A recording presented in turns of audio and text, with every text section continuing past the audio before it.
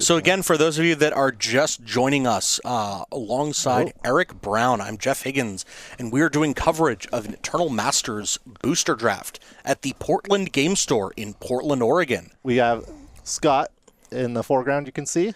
Yeah. Scott's going to be showing us his picks, and we will be doing the best we can to analyze it. Yeah, hopefully he has some nice cards. All right, looks like we're starting with pack 1. And what do we see? Looks like Humble, I think. Okay, Humble, Duress, Borderland Marauder. Lissalana Huntmaster is very good in the elf very deck. powerful effect. Emperor Crocodile is a huge, powerful card. Susanna Swarm is a less than exciting rare. So cards I am excited about, the Lissalana Huntmaster. If I want to get aggressive, Borderland Marauder, Warden of Evos Isle I do like for that. any flying deck. Yeah. Makes flyers cheaper. I mean, it looks like Scott's thumbed that to the front of his pool. Yeah. You can see, I think they had two. Yeah, there's two dual color lands. Oh, so that's good. Fixing is quite good in the set. I do like the Honden. Wonder is an incredibly powerful card. Going to give, as long as you have an island, all your creatures are going to get flying. Yeah. And it is, it's a very hard to powerful deal effect. with all your creatures having flying. So like I'd be looking to Lissalana. take either Wonder, the Huntmaster. I'd probably take the Wonder over the Warden of Evos Isle. Since Warden is a common, it's likely you're going to get more of them later on. But it looks like Scott's elected to take the Warden of Evos Isle, making his flying creatures cost 1 colorless less, or 1 generic less, I should say. I feel like that's a good start because then he's like, now I can prioritize flyers. And Wonder, it's nice, but it kind of goes in any deck and is great, is good in any deck, but when you have all flyers, Warden is just amazing. Right. Making all your creatures cost less. Okay, so it looks like we're on the very end of the table. Okay, so we got a Burning Vengeance. We Dragonauts, a Wonder. Another Wonder. There we go. Peregrine Drake is a combo. solid card. Combo with Warden. Too. Pacifism is another card I'd be excited to take out of this pack. Yeah. Tidal Wave actually surprised me. Squadron Hawk is another card.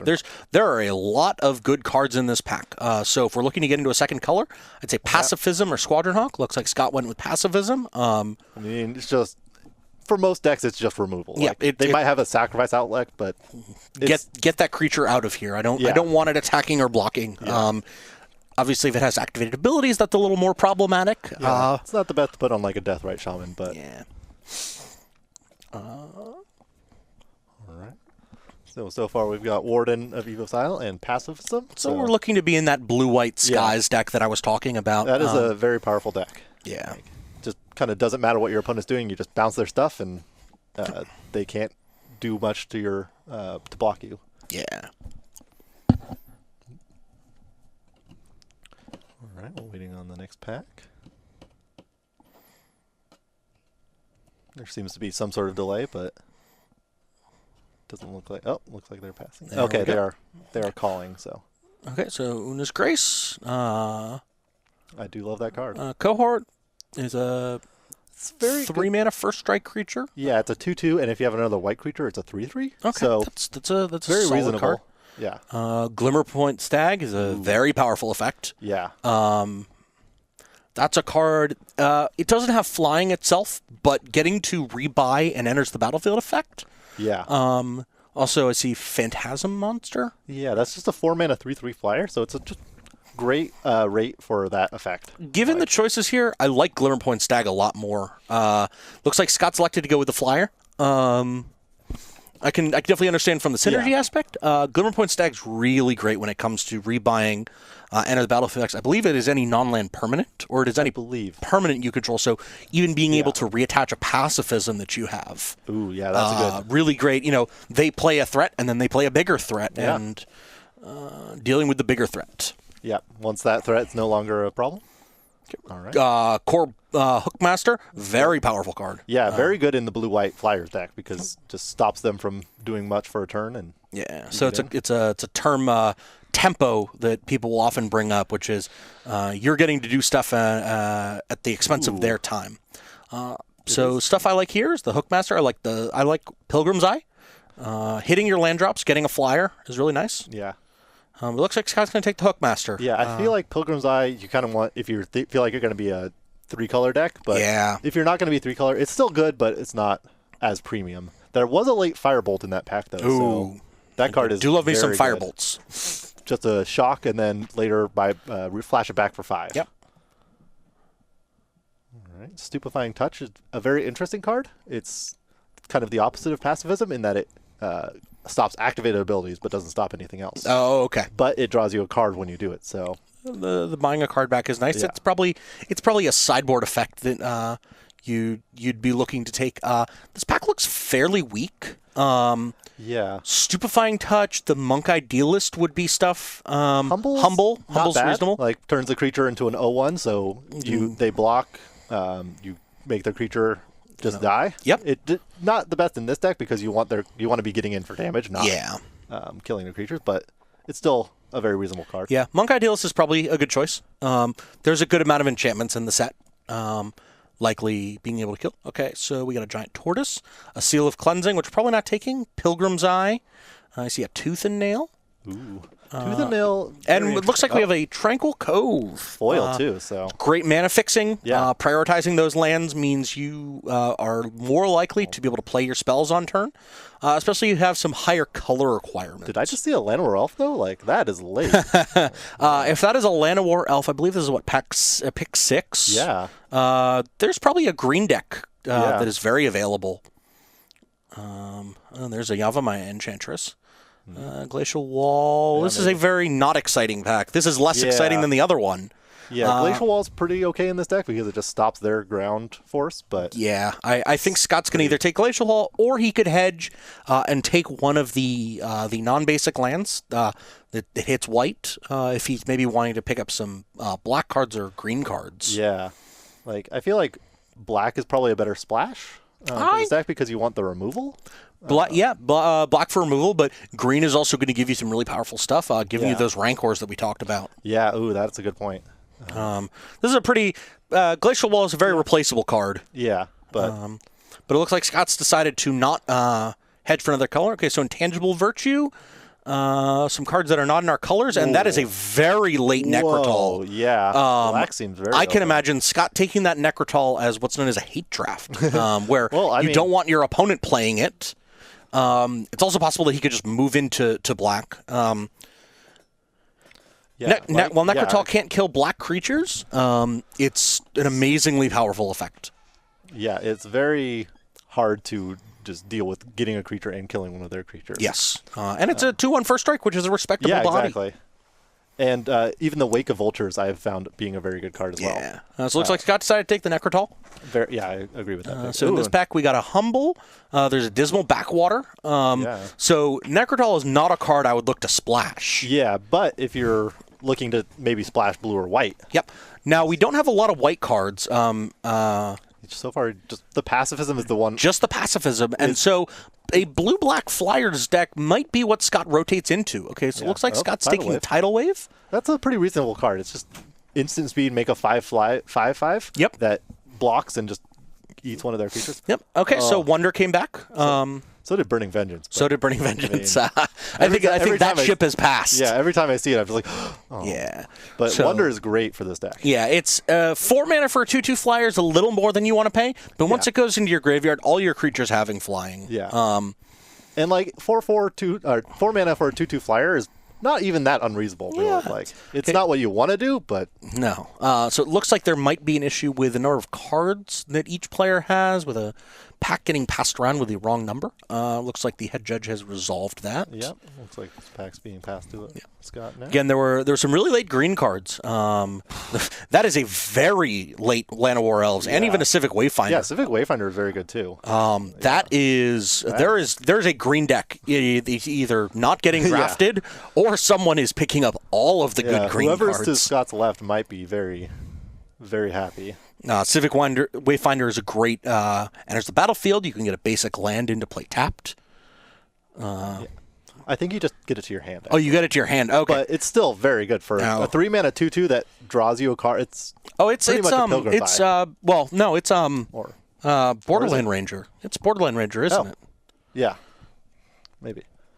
I actually did not play in original Ravnica when Civic Wayfinder was printed. I did, but very barely, and I remember thinking I did well, but All right. Oh, Gaseous Form's not too bad. Gaseous- But also Wake Dancer is Wake Dancer's very good. good. There's a really big spider that's a really good roadblock for his deck. Yeah, that's a good point.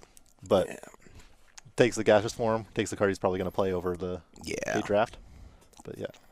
I thought I remember doing well in Ravnica draft, and then I looked back at my record, and I just lost every single game. I'm like, oh, well, whoops. So there's a Wirewood Symbiote, which is very good in the Elf deck, and Nature's Yeah. Claim, which is a great sideboard card. Looks like Scott's going to take the Wirewood Symbiote. That's probably having a second tidal wave doesn't seem great. Yeah, one tidal wave is all you really want. Yeah. I feel like the Symbiote, he also does have that Llanowar Elf, so like if Yeah, I mean, wants he's to- I picked think up some black cards that would be very good to play. Playing a Llanowar Elf, I would not be excited about adding green Yeah. to my deck at this point. I'd have to. Want to be some other stuff that I pick up. Yeah, if he gets like a bond, like an Imperious Prefect or something, he Sure. might want to switch into like. But right now, I think we are definitely in blue. Yeah. And looking to commit to a second color. Probably white, but Probably white. see The some blue white very skies good deck is very cards. powerful. Yeah, but he saw some very good black and green Okay, cards. and so we're gonna get a giant tortoise here, which It's is, a good roadblock. It's basically a 1/4. and we're gonna get a green-white dual land. So Oh, yeah, in that's our nice. pack review, right, we did have a couple more white cards than we thought. Yeah, but Pacifism was the Yeah, cards pacifism is that you probably really care the about. standout from there. Yeah. So a respectable pack one, not a ton of like raw power, but just good consistent. Yeah. Good consistent deck looking to pick up. Don't have any Squadron Hawks. Shout out to the 1/1 flyer. Yeah, that would be a good card for him to pick up, but hopefully he'll pick up something a little more powerful in this deck. So a Giant Soldier Fusion, a foil pacifism at the end. Ooh. Benevolent Bodyguard's a nice card. Yeah, very reasonable. Glacial Wall, unexciting. Another core Hookmaster. Factor Fiction. Ooh, Now that yeah. is a premium card. Factor Fiction Yeah. at the 3 and a blue. Reveal the top 5 cards. Your opponent is going to separate them into 2 piles. You get 1 in your hand, and the rest go to your graveyard. It is just the best feeling for your opponent to be like, which ones do you want to give me? Yeah. Like, just having this choice, it just feels awful for your opponent and great for you. Oh, trying to figure out. So Oh, we're trying to solve the conspiracy. Yeah. Or, no, the conspiracy. Take the crown references that are printed on the back of all the tokens cards. Yeah, so they'll have half the message on one and half on the other, and you have to piece them together. I have not read it, so I don't know. I think I saw someone online had posted it up. I didn't actually read it. So hopefully soon we will be getting graphics, and so we'll be able to show the cards a little better. We just Yeah. had a little technical difficulties with that, but All right. sounds like they're So coming a online pack soon. 2, pack 1 Factor Fiction is a really good showing. Yeah, it's weird that Factor Fiction is like a good card, but not like insane in this set. Like it's great, but like there are just so many effects like that. Like deep analysis is a common. Yeah. Like it's definitely a good pick, but The power of Factor Fiction is really that you are making your opponent give you choices. yeah, Having them say, ugh, I don't want to give them this, and I also don't want to give them this. There's a reason that those effects have kind of been switched over to the controller of the spell picking the piles. yeah, like Steam Augury or Steam Augury or Epiphany at the Drown Epiphany Yard, at the and Drown Yard are some Shadows. recent examples of that. Factor Fiction is just a really powerful. So it looks like the draft is being paused. yeah, there must be some sort of something going on. I didn't see anything for us, but it could definitely be somewhere else in the pod. I'm not sure.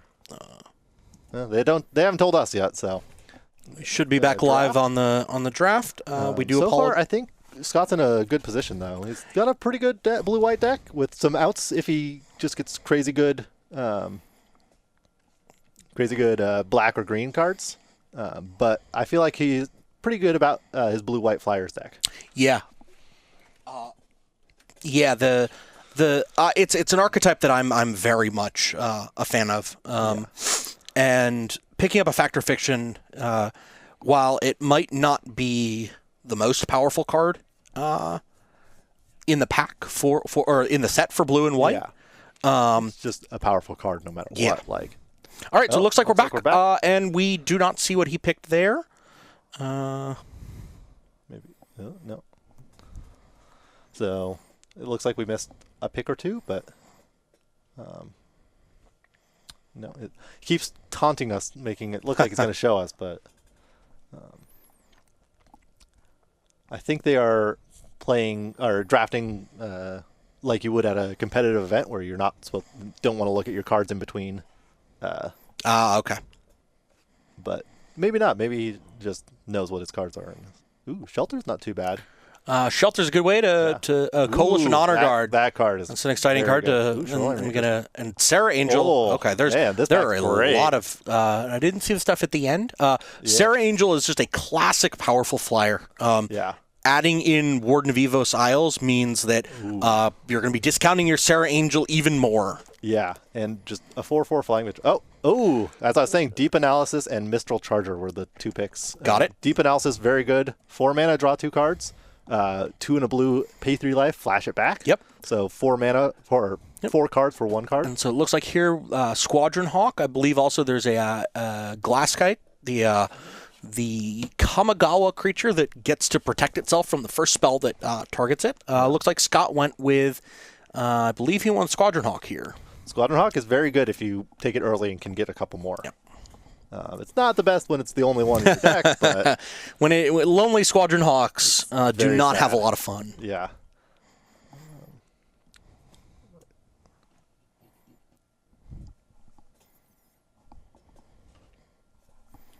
All right, looks like we're starting to get the graphic overlay figured out, and hopefully should be up soon. But yeah, that Glasskite is very good in this deck as well, where you want your opponents not to be able to remove your threats. Yeah, having to spend having to spend 2 spells to deal with a creature makes for good use on your side. Yes, and then unfortunately, it is not like they would print that now, where it's opponent's choice or opponent's spells. It's all spells, so that is something to keep in mind. All right, so it looks like we got an Elite Vanguard. We got a Silent Departure, which I'd be very high on. Phyrexian Ingester, really powerful. Just basically, it's going to exile one of your opponent's creatures, and you're going to make your Ingester get some +1/+1 counters. Yeah, so your Ingester is basically as big as their creature was. Ingester, I would prioritize Ingester or Silent Departure here. Yeah, I don't think Elite Vanguard's what you really want. Ingester is an uncommon in this set? Yeah. Goodness. Wow, I didn't actually know. I thought it was rare. Wow, that's crazy. I can't tell from this angle. I think it's uncommon. It looks uncommon. Ingester or Silent Departure is what I'd be looking to take Silent Departure is such a good effect in this deck where it's like, okay, I'm going to tap out my big threat. It's like, 1 mana, it's back. Yeah. Okay, and then being able to flash it back later. It's good. Yeah. I like Ingester or Silent Departure here. Looks like Scott's looking at the Elite Vanguard, looking to be a little aggressive. Yeah. Elite Vanguard at common, though. All right. He's going to take it. He wants to be the beatdown. He wants to be the beatdown.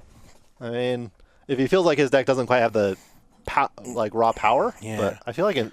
So this pack, Dragon Egg, Zealous Persecution, even Rift Watcher? Yeah, Rift Watcher. It's a 2/3 for 3 flying, and with Vanishing 2.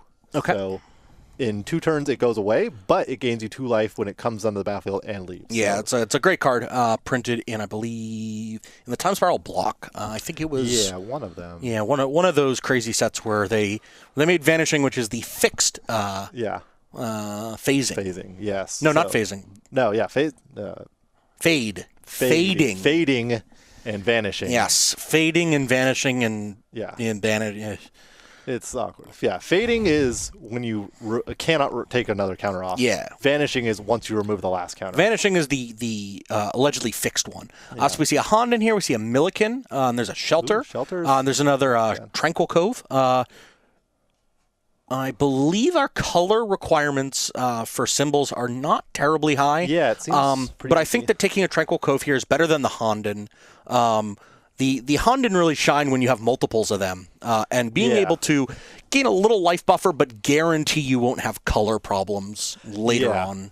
It makes your mana really good. And if you want to splash, he doesn't have any great splashes now, but if you do splash later. So we see a News Grace, we see a Core Hookmaster. Oh. Yep. All right, we got the graphic. And we see another Tranquil Cove. So I would look to take a Core Hookmaster here. On turn 3, playing that, letting you attack in with your 1 and 2 drops, especially because he's looking to be the beatdown. Perfect. That's what I would take too. Just keep those, threats from blocking. All right. So yep, now you can see Core Hookmaster. So it keeps something from untapping for another turn. Yeah. So what do we have here? Monk Idealist? Monk Idealist, and there's a rare? Extract from Darkness, yes. So extract. Ticking Gnomes is the rare. Is it? Yeah. No, that's an uncommon. You're right. Yeah. You're right. With the Echo. Yeah, so Ticking Gnomes is 3 for 3 cut generic mana for 3/3, and it has Echo of 3. So you have to pay 3 on your next upkeep. Yep. So it's overcosted for that, but you can sack it and deal 1 damage. Yep. So the idea is that you play it, block something, sack it, kill something else, and that does not seem like a card you would play Echo on much. But if you do just need a 3/3 in the both top decking, seems reasonable there. All right. All right. This pack is not very exciting. I would look to take the Tragic Slip. I'd like to get that out of here. And even it's almost a reasonable. We have a Necrotol. Yeah. Look, Scott takes the Nature's Claim. Yeah. Reasonable to just splash for black for that if you wanted. I don't think I would with this deck, but because you really want to be on your colors as efficiently as possible. But if you did splash for Nature's Claim, that seems like a good sideboard option. Where you just need something to deal with. Yeah, there's the Necrotol that Scott picked up earlier in Pack 1. Fairly late in Pack 1, too. Yeah, that was very surprising. I don't think it was quite as surprising as that super late Llanowar Elves, but Necrotol is a very good card. All right. Waiting a little bit of bottleneck before Scott.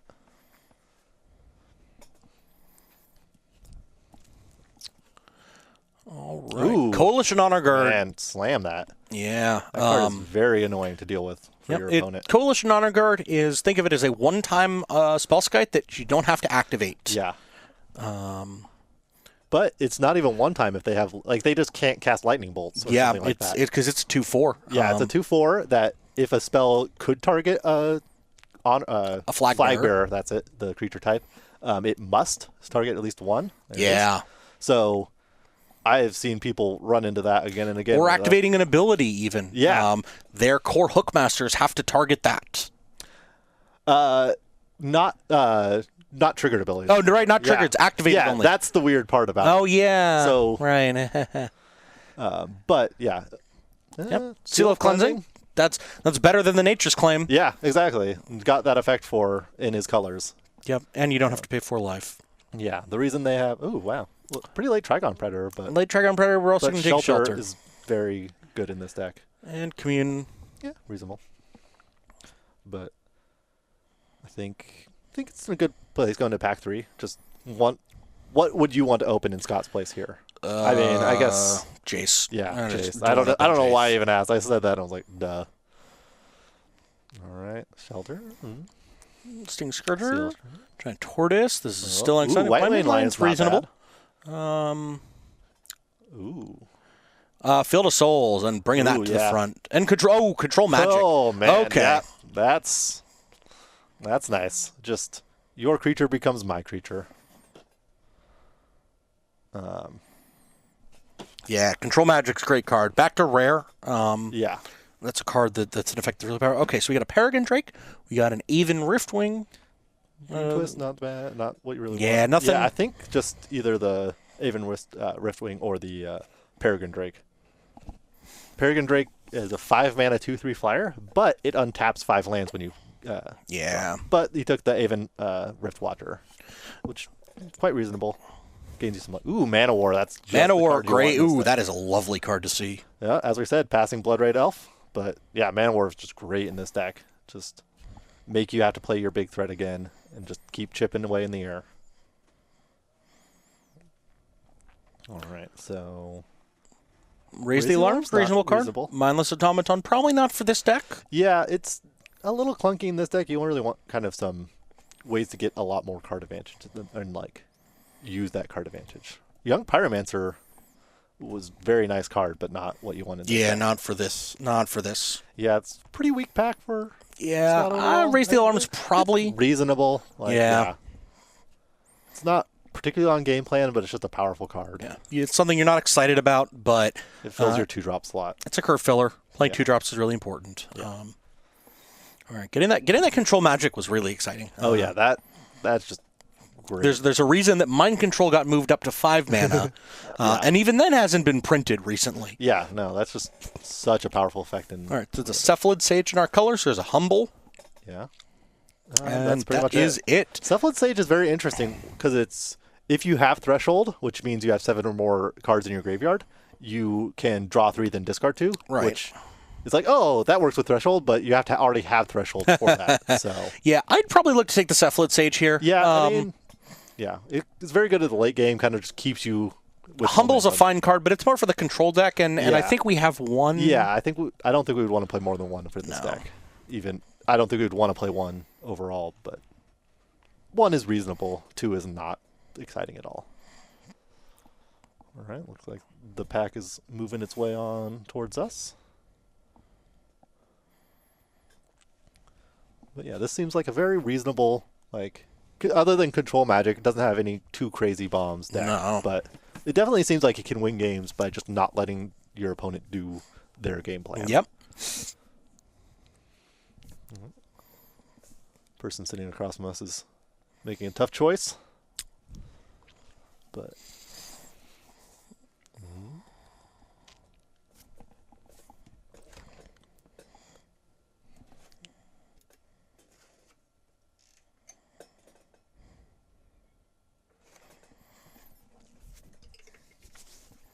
All right, we're going to back in front of us. There's a Dream Twist, the Ballynack or Rallynack? I think it's Ballyneck Ballynack cohort. cohort. Yeah. It's a Kithkin. They got some weird names, but it's a very reasonable 3-drop. Yeah, it's 2 and a white for a 2/2 with first strike, but when you have another white creature, it's a 3/3, and it just So 3 mana 3/3 first strike, which is usually gonna be it's gonna tussle with almost anything yeah. at that mana cost. All right, Screeching Scob probably not in this archetype. Hydroblast is a nice sideboard card. Yeah, exactly. You're playing against the red deck. It's just very good to deal And with them. there is nothing else that I would be excited about in this pack. Yeah, no, I think just Hydroblast. I mean, Screeching Scob, if he's worried about 2-drops, I don't think he's got too many. Screeching Scob is much more going to be for like that blue-red That's Burning the deck you Vengeance wanted deck. in. Oh, but he took it. He took it. I think he just wants to be aggressive enough that Yeah. you always. He seems like he wants to be aggressive enough that he wants always to have yeah. a 2-drop. And a 2-mana 2/1 is not great, but it's a 2-drop. You got to attack. Yep. And 2-mana Scabe into the core Hookmaster is very good. Sure. Because then yep. you can start chipping in, and then your next core Hookmaster can really stop them from blocking it all. Yeah. Screeching Scob originally printed, I believe, in Dark Ascension. That sounds right. Was that the Dark Ascension or the original Innistrad? Yeah, one great of way those for two. filling up your graveyard. Yeah. So we got a Milliken here. We got oh. another Coalition Honor Guard. Oh, another Elite Vanguard, which he took very highly before. So we know that Scott was looking to be a little more aggressive, and if that's the case, I think the Elite Vanguard does it for him. Coalition Honor Guard is really good. and he's going to take it. And I think he's going to take that. Yeah, that just kind of protects all the earlier plays you made. Yeah. So. Especially because a lot of the effects that are... They didn't print like Lightning Bolt, they printed Chain Lightning, which is sorcery, and Silent Departure is also a sorcery, so it does protect with a lot of sorceries. All right. White Mane Lions. So nice. White Mane Lion looks like a fine pickup. It just 2 mana 2/2. Yeah, you can't usually play it on 2 because it must bounce one of your creatures to your hand. But getting to rebuy, we get to rebuy a bunch of Hookmasters. Yeah, that seems very good. Or they try and kill your Hookmaster, you play it, Yeah. and they're out of spell and you're up a 2/2. Yeah. Dream Twist. Yeah, probably not playing it, but Yeah. I did see at one point someone do the White Mane Lion lock. Oh, goodness. You have 2. One's on the battlefield. Oh, one's in your no. hand. You attack. Can't block. kill anything. Yeah, attack, block, floop, floop, floop, floop. And doesn't do much, but it's definitely fun. So would you say it does nothing like a Null Rod? It does nothing somewhat powerfully. I think that is my favorite description of Remand, though, is it does nothing. It does nothing powerfully. Yeah. So another Screeching Scob. Benevolent Bodyguard's also a very good effect to pick up. And it's a good thing if you're aggressive to have a 1-drop that later on. Yeah. Yep, you can play alongside your 3 or 4 drop. And make sure. I would rather you kill my 1-drop than my 5-drop. Yeah. Here, I'd look to take. It's probably the Thornwood Falls. We do have some green in the sideboard. Although we're not excited about playing it. We have a Seal of Cleansing and over the Nature's Claim. Nature's Claim. And I don't think you really want Nature's Claim in this deck if you can avoid it. Because giving them life. Yeah, you are really looking to take away their life. Yeah. But oh man, that is a late Gravedigger. Yeah, great Gravedigger. Is very Gravedigger nice. got upgraded to uncommon when it was most recently printed. Phyrexian Rager, they're a very good card. There was definitely a good black deck going around. I feel like maybe the seat should have been black-green. Possibly. I don't remember what pack 1 was that we would have taken, but we could have taken the Lyssalana first pick. Right, Lyssalana was one of the options we had. So Black Green Elves could have. It seemed open, but I didn't see any insane cards in that. There were definitely a lot of high level black cards that we saw. All right, so it looks like we're going to watch Scott doing his deck building. With his apparently blue-white aggressive deck. Ooh, talking with ooh, man. Oh, goodness. So the gentleman to the right has a Jason, a Shardless Agent. And a Dualcaster Mage. That's and Scott's showing off his control magic. Yep. So, while we're doing this deck building, I think Scott's going to be on a 16 land plan. I can see that. Depending on his colors, he picked up a couple Tranquil Coves, which is going to really help in the color requirements. Yeah, he does have some higher cost. Okay, so we do have a deep analysis. Yeah, that was one of the ones we picked. And we missed the Mistral Charger, which I kind of saw very briefly. But I think that might have been what led him to want to be aggressive. Yeah. Because a 2-mana, 2 Okay, so flyer. the person to our right is blue and white. So less than ideal. Goodness. And with 2 Pilgrim's Eyes. So with 2 Pilgrim's Eyes and a Glimmerpoint Stag. Yeah, that's... Yeah, this might be scary, challenging. But we did pass some pretty good blue. They have the Phyrexian Ingester we passed. Yep. So, it seemed like a reasonable deck. He's got a Wall of Omens I see over there. Yeah, it's taking a lot of the things that Scott's deck wants to be aggressive, and his opponent, or not opponent, but the person sitting across from him does not particularly want to be aggressive. So. Yeah, the person to our right looks a lot more controlling. We are very much on the beatdown plan. So while we're doing this deck construction, those of you who are just joining us, this is an Eternal Masters booster draft hosted by the Portland Game Store in Portland, Oregon. Alongside Eric Brown, I'm Jeff Higgins, and we're going to be joining you for the deck building. We've already done the booster draft part, and we're going to be looking to play some Magic. Oh, yeah.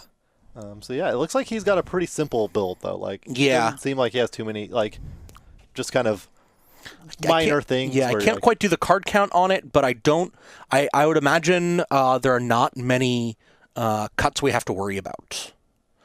Yeah, it seems pretty reasonable. He wants a high creature count.